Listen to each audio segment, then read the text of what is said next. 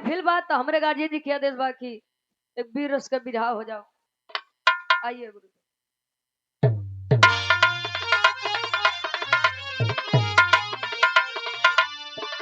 कर सकते हो नहीं तो ढेर ढेर वीर यारो बैठा हूँ गुरु जी। आइए सब वीर बैठा है कि आज मारे रहे गवैयन को विवाह के बहाय दे वाह। आजकल ये आदमी नामे के विपरीत होते हैं। कहो नाम बा ज्ञान चंद पढ़ाई एको क्लास ले नहीं करे हम। नाम बा गोरेलाल और देखला त डामर इस करिए ऐसे चमकते रहे। नाम बा सुधा ये कहा है अमृत घोरे का तो जहरे घोरत रहे। ते आजकल आदमी नामों के बड़ा विपरीत है। चार लाइन कवि जी भूमिका के अंदर भाव लिखत हन कैसे।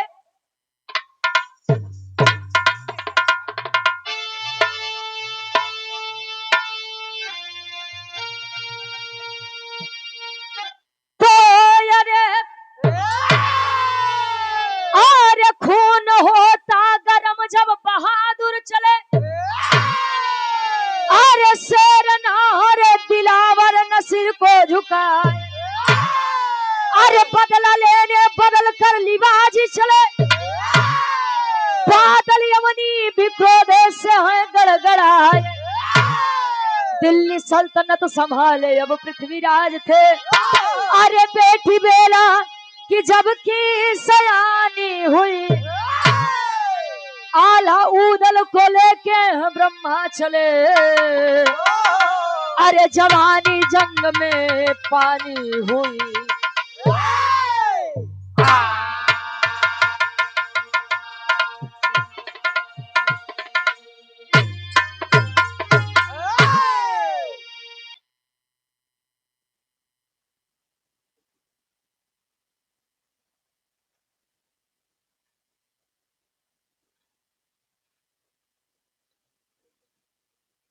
और ये सम्मानित हृदय के गार्जियन जी जो कि परिचय के मोहताज नहीं है बेनाम बादशाह और हमारे बड़े भाई ये सुंदर माला 200 रुपए का सम्मान बहुत बहुत धन्यवाद।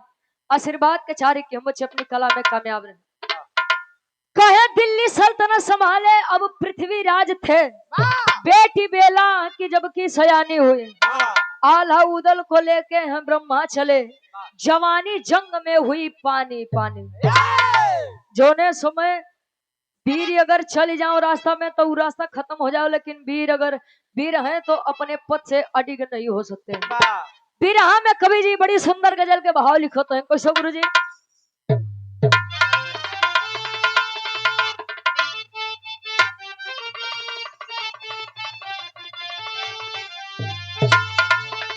अरे परवाने जल रहे हैं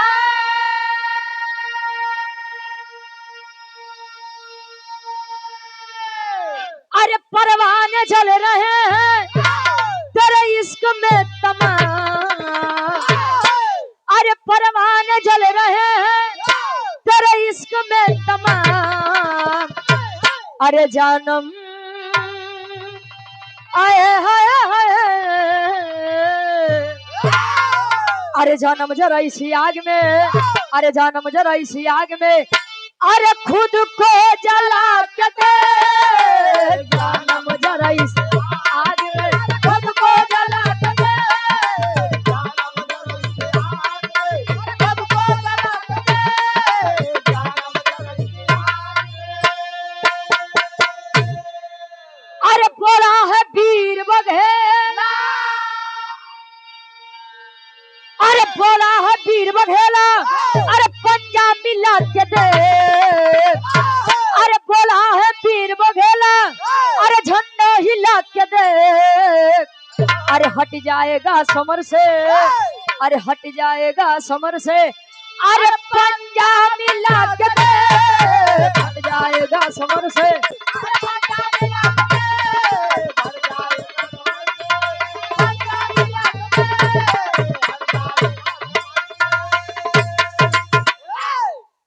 कहे कि बोला है वीर बघेला झंडा हिला के देख हट जाएगा समर से तू पंजा मिला के देख। पहले के आदमी कहा कि रघुकुल रीति सदा चली आई प्राण जाई पर वचन न जाई। पहले के मर्द अगर मुँह छेड़ के कोनो बात बोल दे गुरुजी तो जान लो बात के कीमत रखा। आजकल आदमी सुबेरे का बोलो तो न समझले का हो जात बा, कुछ ये पता नहीं बा। बिरहा के कहानी के शुरुआत बा, कवि जी लिखते हैं कैसे।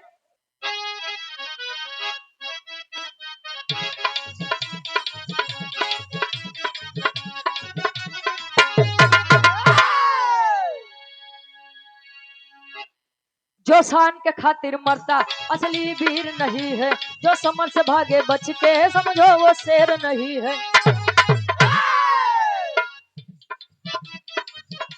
लेकर के जंगी जवानी चट्टानों से भिड़ जाए, अधिक फैसला हो तो हिंगिर भी तो ही ले जाए। कहानी के जरा विचार करिए। कहे जो शान के खातिर मर मिट जाओ वो वीर बा, आज समर से भाग जाए पीठ दिखाई के मौगा बा। इतिहास सदैव बताता है कि जो सामने से वार करे वह वीर होता है, जो पीठ पीछे वार करे वो वीर नहीं बा। गुरु जी पहले के समय में शादी हो जाओ तो गवना कुछ दिन बाद जाओ, 3 साल 6 साल 9 साल 11 साल 12 साल 15 साल जाए तो भैया बुढ़ौती आ जाओ। जब गौना जाए, गौना के दिन तारीख रखा जाता, बेचारी दुल्ही बड़ा डेराए, पता नहीं हमका सास ससुर कैसे मिली, हमका हमार दुल्हा कैसे मिली। आजकल तो सास ससुर बेचारे डेराते हैं कि हमका पतो हो कैसे मिली, पता नहीं महीना 6 महीना साथे रहा लड़का के साथे की अलग कह दे, और 9 से ज्यादा हमारे भैया लोग डेराते हैं, पता नहीं 2-4-6 महीना जिए दे नीला डर में डाल दी। दिल्ली सल्तनत को संभाले पृथ्वीराज गद्दी पर बैठे हैं। पृथ्वीराज चौहान की एक बेटी जिसका नाम बेला बताया गया और एक बेटा जिसका नाम ताहर बताया गया। बेटी बेला सयानी हुई, आल्हा उदल के चचेरे भाई ब्रह्मा के संग बेला का विवाह हुआ। और जब शादी भा तब गौना का जब दिन रखा तब पृथ्वीराज चौहान एक ऐलान कर दिए अपने बेटे ताहर को समझावते हैं। कैसे? एक लाइन गीत लगत बा।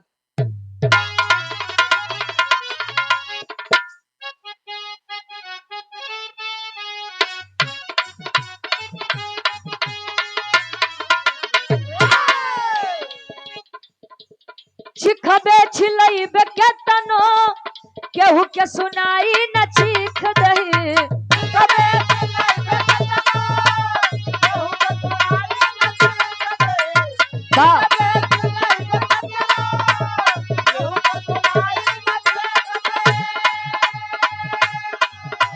चिखबे छिलैबे के तनो केहू के सुनाई न चीख दही, आवे दे बेटा टाई, आवे दे बेटा टाई, हम नमवे तोरा के तकलीफ देही, आवे दे बेटा। थर से बढ़िया कवि जी फर्ज में लिखते हैं पृथ्वीराज चौहान का बेटा ताहर, आल्हा उदल ब्रह्मा जी जब आए अबू ब्रह्म समझ जाया, सृष्टि के रचयिता ब्रह्मा जी, आल्हा उदल के चचेरा भाई ब्रह्मा, जब अपने दुल्ही बेला के गवना करावे बदे चल देन तले ओकर सार यानी ओकर साला दुल्हनी के भाई आई के ऐलान करत बा, ए जीजा जी तनी सब हरे रुका, आ तोरे ससुर के कुछ आदेश बा। कौन आदेश बा? बोला है ताहर ब्रह्मा से कि तू का मेरे आदेश सुनो, बोला है ताहर ब्रह्मा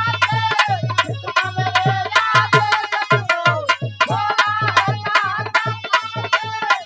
कि तू का मेरे आदेश सुनो, बोला है ताहर ब्रह्मा से कि तू का मेरे आदेश सुनो, बोला है ताहर ब्रह्मा से कि तू का मेरे आदेश सुनो, गवना न होई बेला के, गवना न होई बेला के, मेरा ये संदेश सुनो, गवना न होई बेला के, गवना न होई बेला के, मेरा ये संदेश सुनो।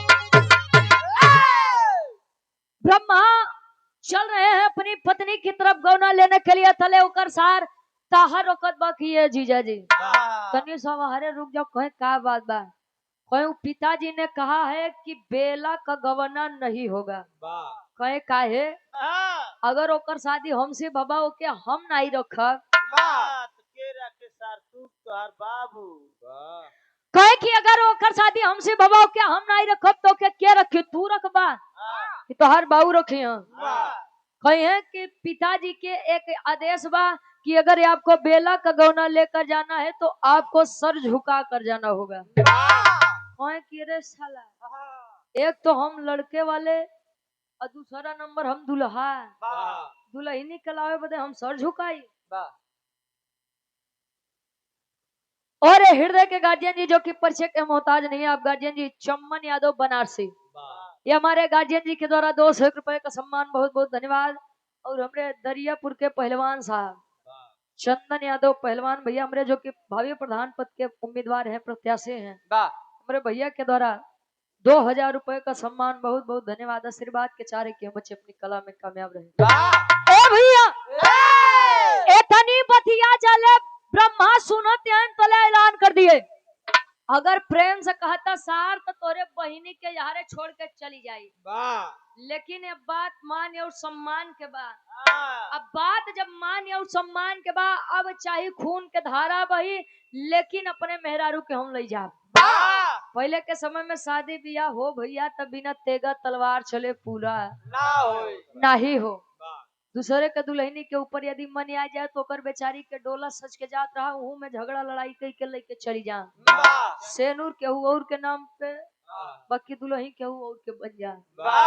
अच्छा जब इतनी बतिया होत बा युद्ध का ऐलान कर दिया ताहर, और जब युद्ध का ऐलान कर दिया ब्रह्मा भी भाई वीर सपूत साथे आल्हा उदल हर झगड़ा होत बा, मारत काटत काटत मारत बस हो। जब इतना युद्ध होते होते जब ताहर समझ गया कि अरे यार बड़ा बरियार वीर लागत है, इनसी लोग से गुजारा है नहीं बा, अब अपन दिमाग लगावत बा ताहर टेरी के भाव लगत बा किसे।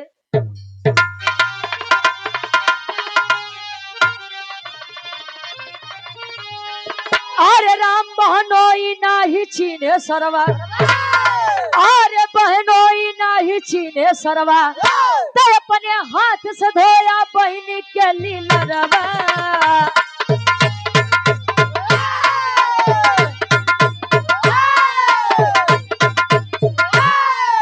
कहे अपने हाथ से धोया बहनी के लीलरवा, बहनोई नाही छीने सरवा। सार के बेला के भाई ताहर, अब बहनोई के यानी बेला के पति परमेश्वर, आज सार बहनोई लड़त है न, जब जान गए ताहर की हम इनसे नहीं जीतो।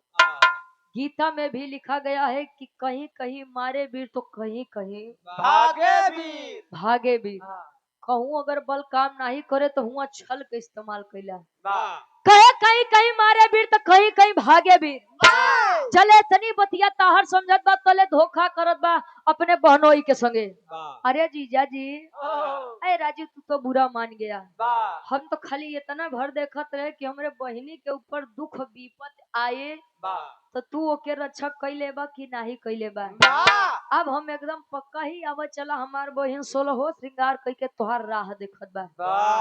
चला है ब्रह्मा अजले धोखा करत बा, आल्हा उदल अपने काम में लग गए और ताहर निकाल के खंजर पीठ पर चुभोया है अपने बहनोई ब्रह्मा के पीठ पर। अजब धोखे से चाकू चुभाया है पीठ पर। जब इतनी बतिया बेला के पता चलत बा, बेला बिलाप करत बा, रोत बा। सोचिए हैदर अली गुरु जी एक गीत गावे कि दुश्मन मिले सवेरे मगर मतलबी यार न मिले, अरणुआ रहा जन्म भर मगर करकसा नार न मिले। जिंदगी अकेले बीत जाए तो ठीक बा, लेकिन अगर मेहरारू नीला ड्रम में डाले वाली मिल जाए तो भगवान करे तो बियाह मत हो। ए भैया सोचिए जो लड़की राह देख रही है कि मेरे पति आ रहे हैं, मेरे परमेश्वर आ रहे हैं, मैं उनसे पहली बार मुलाकात करूंगी, उनसे बात करूंगी। सोचिए अगर उस लड़की को यह पता चले कि उसी लड़के को, उसी पति को अपने भाई और बाप के द्वारा मार दिया गया। सोचिए उस लड़की पर क्या बीतेगा। लड़की अब बिलाप करत बा, बिरहा के आखिरी तरज लगत बा।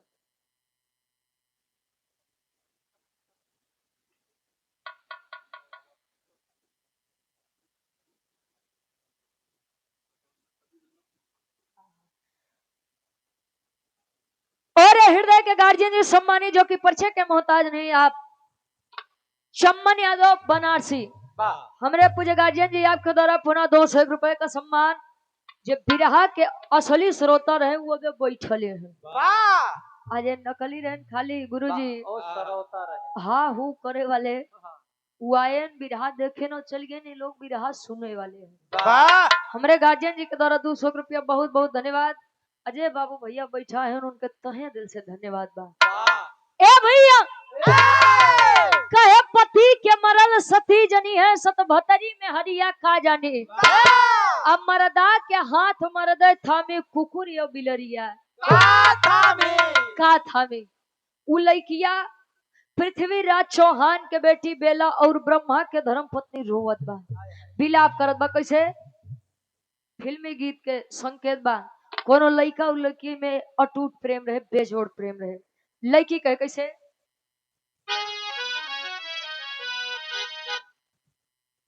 आदरणीय सम्मानित गार्जियन जी दिनेश पहलवान जी पड़नापुर से, हमारे गार्जियन जी पहलवान जी आपके द्वारा 100 रुपया बहुत बहुत धन्यवाद। एक स्वर में सबके नमस्ते प्रणाम स्वीकार होके। लड़का कहे कैसे?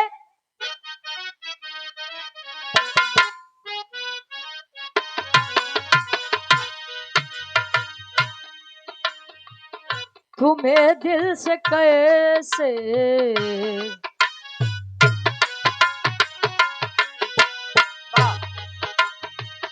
तुम्हें दिल से कैसे जुदा हम करेंगे, जुदा हम करेंगे।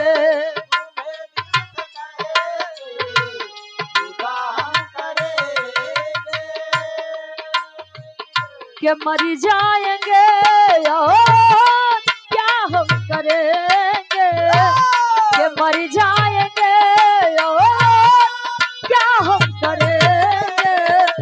तुम्हें दिल से कैसे जुदा हम करेंगे, तुम्हें दिल से कैसे जुदा हम करेंगे। आज लड़की बेला 16 हो श्रृंगार करके बैठी है और अचानक से यह खबर आई कि लड़की तुझे करे खातिर सजते और सौरत है, तू अब इस दुनिया में नहीं रहा। आवाक हो गई बेला। आप लोग झूठ बोल रहे हैं। मेरा सैया आएंगे और मुझे डोली में बिठा करके यहाँ से लेकर जाएंगे। सही सलामत निकले थे वहां पर और मुझे खबर भी मिला था कि मेरे पति आ चुके हैं। तो यह नई खबर कहां से? कहे कि चल तुझे दिखाती हूँ। खून से सना हुआ खंजर भाई ताहर के हाथ में है और पति की लाश सामने पड़ी है दरबार में। पृथ्वीराज चौहान अपनी जीत की खुशी मना रहा है और ताहर अपनी जीत की खुशी मना रहा है। रोवत बउले की जुर्म देख करके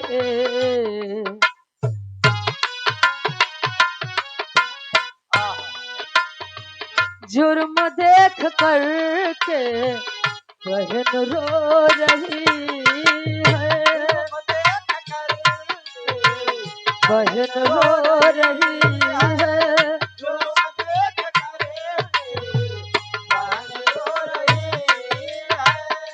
भाई की वजह से पति खो रही है, भाई की वजह से पति खो रही है। जुर्म देख करके बहन रो रही है, बहन रो रही है।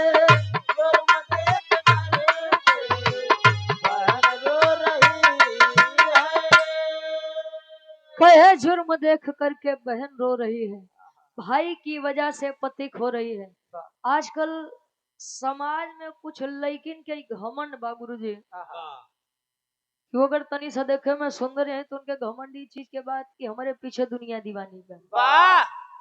तो जो दिन तो की सुंदरता बा, जो दिन तक जवानी बा, आदमी पूछे हाँ, और जो दिन बुढ़ौती आ जाई और सुंदरता चली जाई तो ऐसे ने आदमी निकाल के फेंकी हाँ, जैसे दूधे में पड़ी माछी।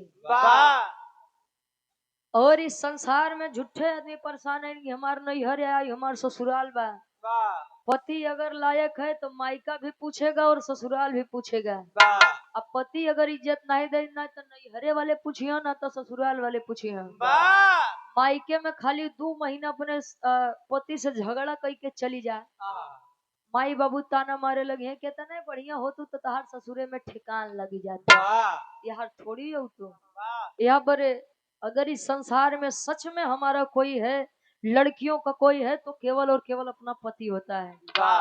पति के ऊपर निर्भर करता है कि उ लड़की के आदमी कितना इज्जत देते हैं ना, कितना अपमान करते हैं। ए भैया रोवत बहु लड़की आखिर जाए तो जहां कहा, मारने वाला भी अपना था और इस बात का शिकार होने वाला भी, यानी मृत्यु को जो प्राप्त हुआ वो भी अपना ही था। मारने वाला वो था जिसके हाथ पर वह कलाई राखी बांधती थी, और मरने वाला वो था जिसने उसकी मांग में सिंदूर डाला था। और हृदय के गार्जियन जी, हमारे कार्यक्रम के आयोजक साहब आप W4 जी, हमारे गार्जियन जी बड़का भैया आपके द्वारा, जो कि समाजवादी पार्टी के सक्रिय युवा नेता हैं, आप गार्जियन जी के द्वारा 100 रुपया बहुत बहुत धन्यवाद आशीर्वाद के चारी की हम बच्चे अपनी कला में कामयाब रहे। ए भैया रोवत बहु लड़की और सोची है कि बारे हमारे भारत देश की वीरांगना, बारे हमारे भारत देश की लड़कियां कमजोर नहीं पड़ी। उसने यह ठान लिया कि जिसने मेरे पति को मौत के घाट उतारा है, मैं इसे जिंदा नहीं छोड़ूंगी। लेकर कटार दौड़ी है अपने भाई ताहर की तरफ। आसपास के आदमी समझाते हैं कि अरे लड़की, अरे लड़की ये क्या करने जा रही है तू अपने भाई को मारेगी। कहें कि कैसा भाई? अरे कौन भाई? जिस भाई की कलाई पर मैं सदैव राखी बांधती थी कि वह मेरी रक्षा करेगा, उसने ही मेरे सुहाग को मुझसे छीन लिया। जिस हाथ से इसे मुझे विदा करना था, उसी हाथ ने मुझे विधवा बना दिया। तो ये मेरा कैसा भाई? जब इसने अपने रिश्ते की कद्र नहीं की तो मैं क्यों कद्र करूं? दौड़ी है अपने भाई की तरफ अपने पति का बदला लेने के लिए। पापड़ के भाव लगत बा, लइकिया करत बा का,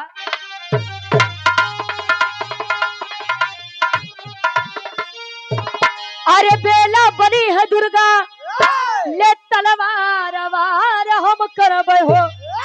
अरे बेला बनी है दुर्गा ले तलवार वार हम करब हो। ता जिसने लूटा मांगी का सिंगार वार हम करब हो।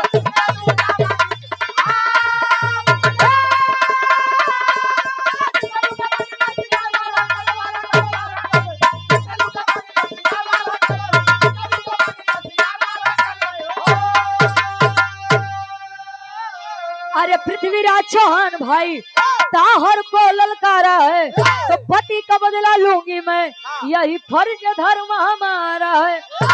अरे तूफान बन के खड़ी है आया ज्वार वार हम करब हो।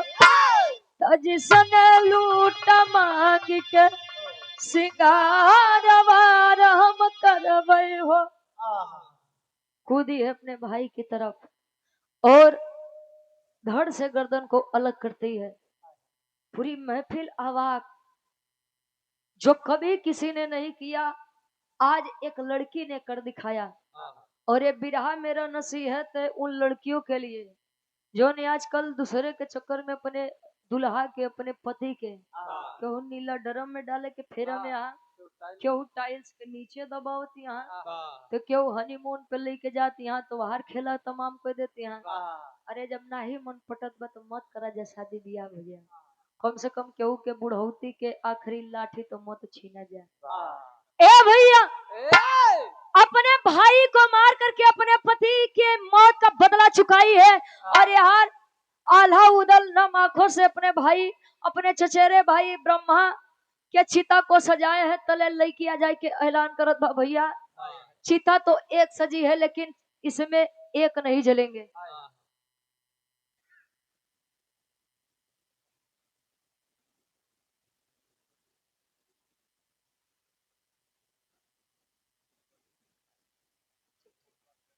और सम्मानित हृदय के गार्जियन जी आप चंबन यादव बनारसी हमारे गार्जियन जी आपके द्वारा 200 रुपए का सम्मान 26 जून के हमारे कार्यक्रम करावे के बारे में सोचते हैं हमारे गार्जियन जी यारे से 2 किलोमीटर दूरी पर खाली रहा तो जरूर है हमारे गार्जियन जी। और बहुत बहुत सम्मान बहुत बहुत धन्यवाद आप लोगों का। ये आपके द्वारा कई 100 रुपए का सम्मान बहुत बहुत धन्यवाद।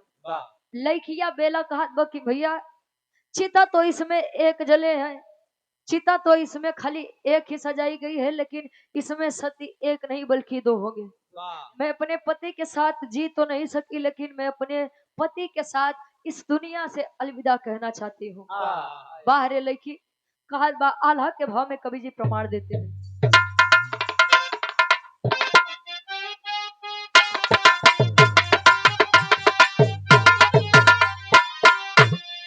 अरे चितवा सजाई रानी कैली तैयारी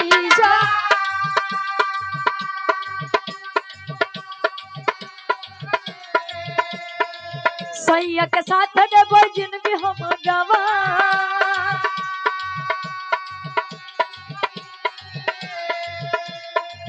पति के बदलली होली भैया के मारी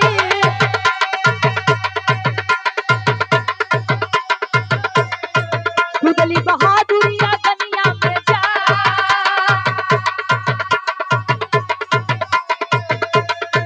सती होई गईली अपने दुल्हा के साथ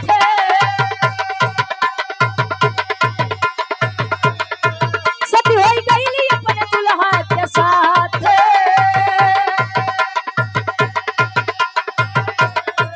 गईली इतिहास में नमवारा चा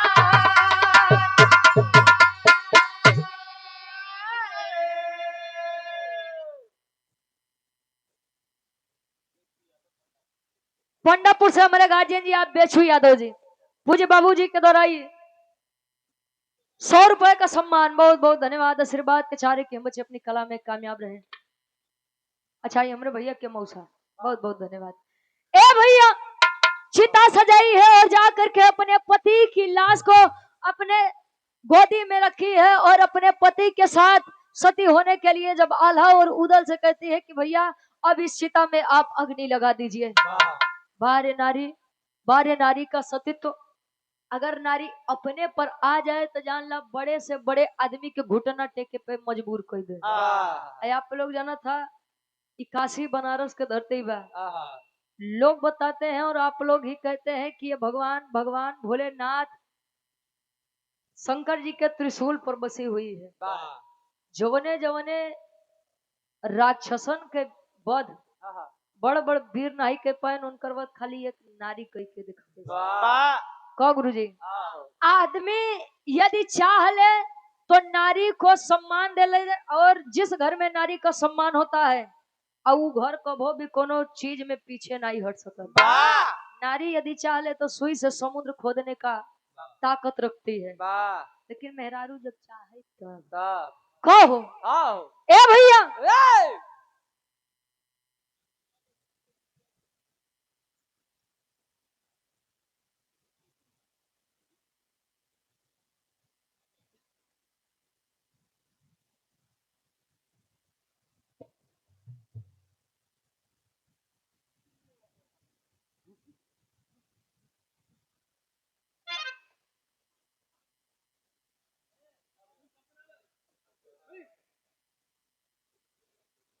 और आप सम्मानित गार्जियन जी भानु शंकर जो कि रेलवे विभाग में कार्यरत है और उनकी 4 बेटियां हैं। और ये सम्मानित हमारे गार्जियन जी जिनके द्वारा बड़ा प्यारा सम्मान मिला ये आपके द्वारा 200 रुपए का सम्मान बहुत बहुत धन्यवाद। आशीर्वाद के चाहे कि हम बच्चे अपनी कला में कामयाब रहे भगवान भोलेनाथ की कृपा परिवार के ऊपर बनी रहे। पति के साथ सती हो गई वह बेला और जो लड़की अपने पति के लिए कुछ भी करने को तैयार हो जाए उन्हें सती कहा जाता है। और जेकर कोनो दुल्हा नहीं बा, जेकर कोनो मनसेदू नहीं बा के दुनिया उल्टा कहा था को गुरुजी। उल्टा हाँ हो, आजकल आदमी ई फेरा में है, रूप बा तो सब बा, धन बा तो सब बा, केहू रुपया पैसा से वफादारी थोड़ी खरीद पाई।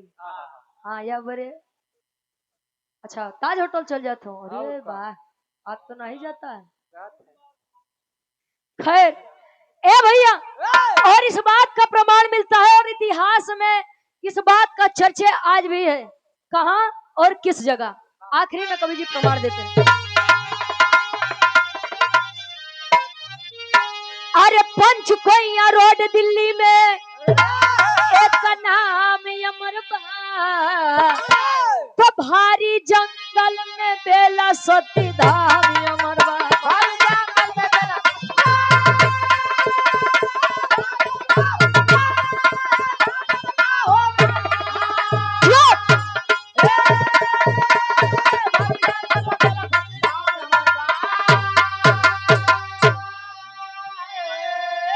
अरे पति के कारण हो गईली सती कुर्बान हो, तब गावे इतिहास जकर दुनिया जहान हो।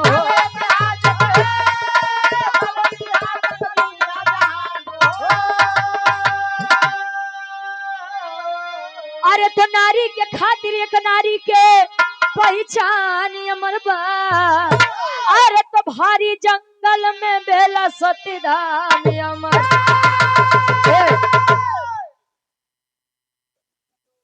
और सम्मानित गार्जियन जी, पुनः हमारे हृदय के गार्जियन जी आज चम्मन यादव बनारसी साहब, हमारे गार्जियन जी के द्वारा पुनः 200 रुपया बहुत बहुत धन्यवाद आशीर्वाद के चाह रही। चले जाइए दिल्ली में पंचकोइया रोड, जो भी हमारे गार्जियन जी गए होंगे, पंचकोइया रोड के बगल ही एक भारी जंगल है, और उस जंगल में ही आज भी जहां पर ये बेला जी अपने पति के साथ सती हुई थी, आज भी उस बात का प्रमाण मिलता है। बेला सती धाम आज भी अमर है पंचकोइया रोड दिल्ली में। इसलिए या से अमर बा गुरु जी, एक नारी खातिर एक नारी के पहचान अमर बा। जौन मेहरारू अपने पति के धोखा दे के बारे में सोचा भैया, तो ई बिरहा आप लोग जरूर सुन ले जाए। कहो पति बा तो सब कुछ बा, नहीं बाता कुछ नहीं बा। आखिरी में खानदान के परिचय बा। गुरु बिहारी गुरुवेश गुरु रामलाल गुरकारी, अरे स्वर्ग बसे चंदिका कवि बच्चन जी बने पुजारी हो।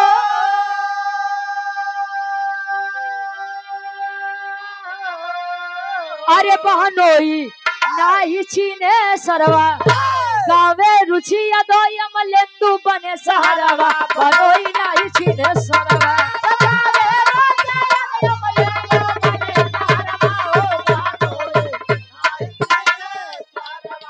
देख तेरे संसार की हालत, देख तेरे संसार की हालत, क्या हो गई भगवान।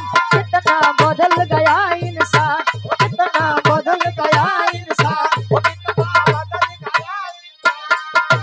सूरज न बदला चांद न बदला, सूरज न बदला चांद न बदला, क्या बदला आसमान। कितना बदल गया इंसान, कितना बदल गया,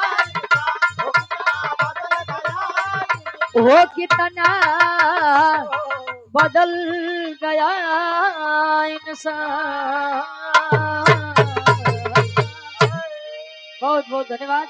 अब एक लाइन हमारे तरफ से गुरु जी क्या कहना चलत है।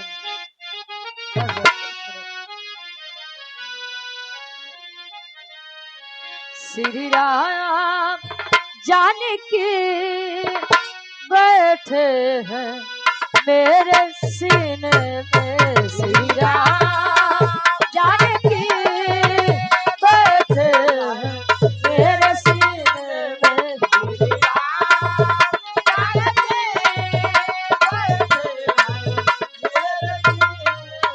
में। देख लो मेरे दिल के नगीन में, देख लो मेरे दिल के नगीन में, श्री राम जानकी बैठे हैं मेरे सीने